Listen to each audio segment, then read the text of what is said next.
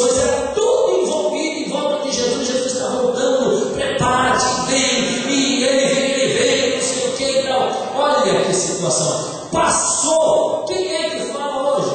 Quem diz hoje? Hoje é o empreendedor, o congresso do empreendimento, a visão do empreendedor, a transparência do emprego. Rapaz, tudo voltado para o campo industrial, empresarial, financeiro. Acabou a mensagem do arrebatamento.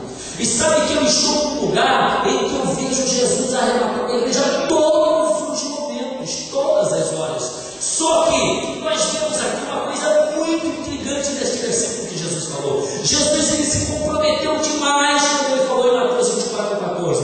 Ele trouxe uma desordem muito louca para a mente dos teólogos, dos cristãos, e principalmente a Saraiana, que pensa também que é o dono da teologia verdadeira, mundial e única, e ninguém mais pode. Eu sou assembleia, eu sei disso. Teologia dos outros, sério, nossa, soberana. E aí, dentro desta soberania nossa, sabe o que acontece?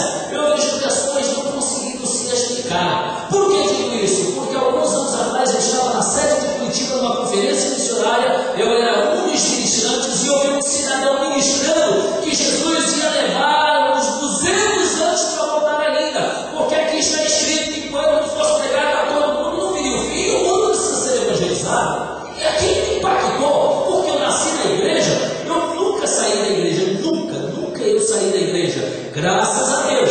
Isso não me faz ser mais santo ou melhor do que quem se converteu um mês, porque já sabe disso. Quem começou a trabalhar às 7 na vinha, vai ter a tua paga, e quem entrou às 4 da tarde vai ter a mesma paga, e você não dá paga e ninguém pode falar nada, entendeu? Não é isso que me valoriza, que me coloca mais, mas como bagagem, experiência, a gente vai adquirir algumas coisas mais, né? É verdade? Então, aí o que acontece? O que ele falou aqui, eu fui problema, mas eu fiquei todo brigar, eu fui brigar com Deus. Esse texto é verdade, esse camarada pega uma verdade que é mentira.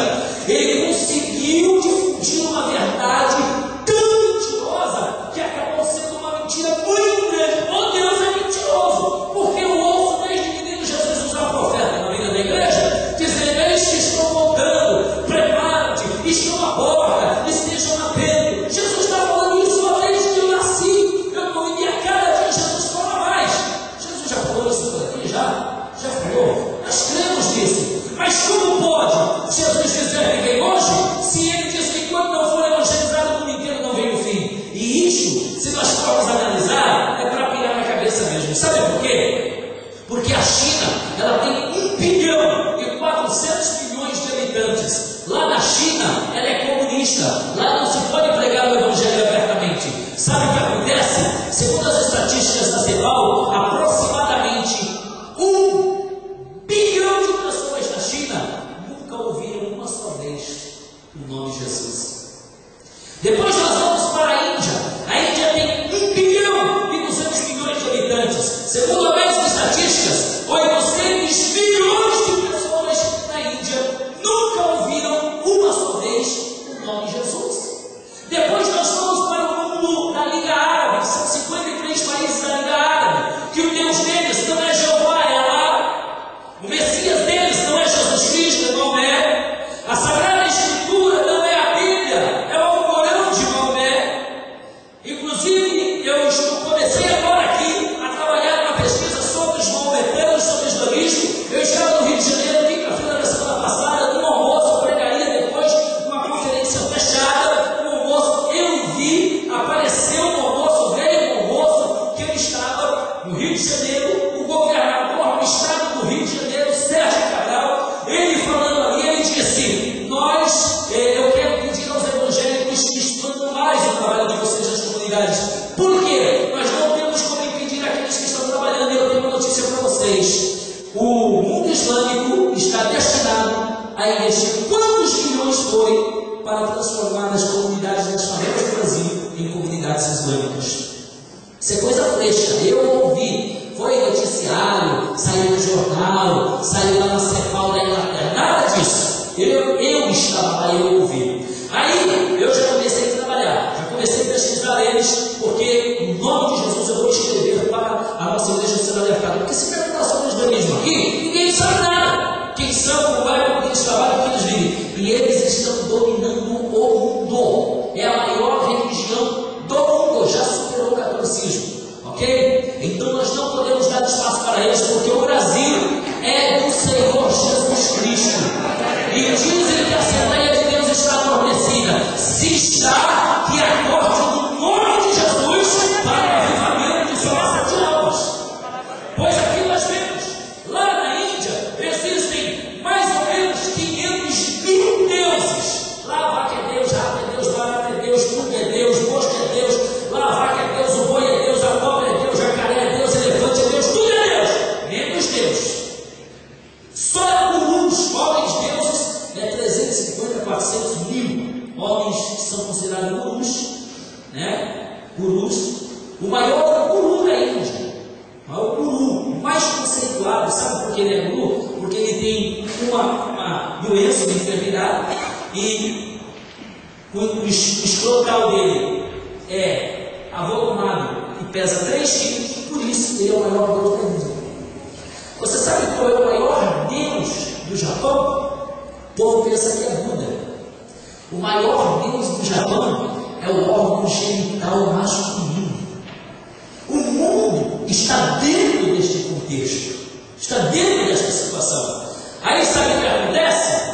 O mundo precisa conhecer a Jesus. Aí tem o mundo budista, tem o mundo hinduísta, o voduísta, o sextoísta, tem os mundos espíritas, tantos istas que tem de religiões pelo mundo. E Jesus falou que enquanto não fosse pregar o evangelho a toda essa gente, não viria o fim. O evangelho do reino, nós lemos aqui, você leu comigo. Enquanto não for pregar o evangelho do reino, não vem o fim. Mas eu quero dizer uma coisa a vocês, que o não pregar o evangelho do reino não impede a volta de Jesus.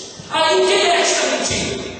Jesus ou o pastor Anderson? Porque Jesus disse que enquanto não for pregar o evangelho do reino a todo mundo, não vem o fim. Aí o pastor Anderson vem aqui e diz que o não pregar o evangelho do reino não impede a volta de Jesus. Eu me firmo nesta palavra. O não pregar o evangelho do reino não impede um segundo a volta de Jesus para hoje. Por quê? Aí eu vou explicar. A questão é o seguinte: Deus, ele é ordeiro.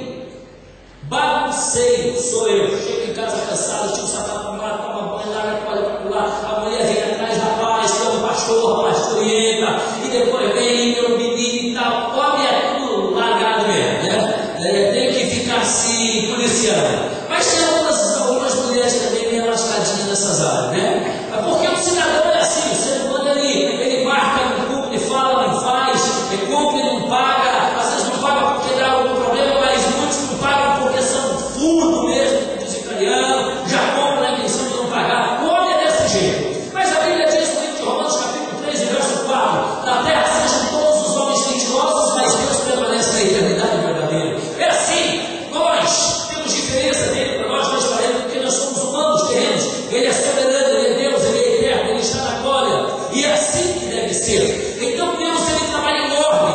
A Bíblia nos diz no livro de Eclesiastes, capítulo 3, dos versos 1 a 8, que debaixo do céu há um tempo determinado por Deus para todas as coisas. Deus trabalha em tempos dispensacionais, em ordens de tempos.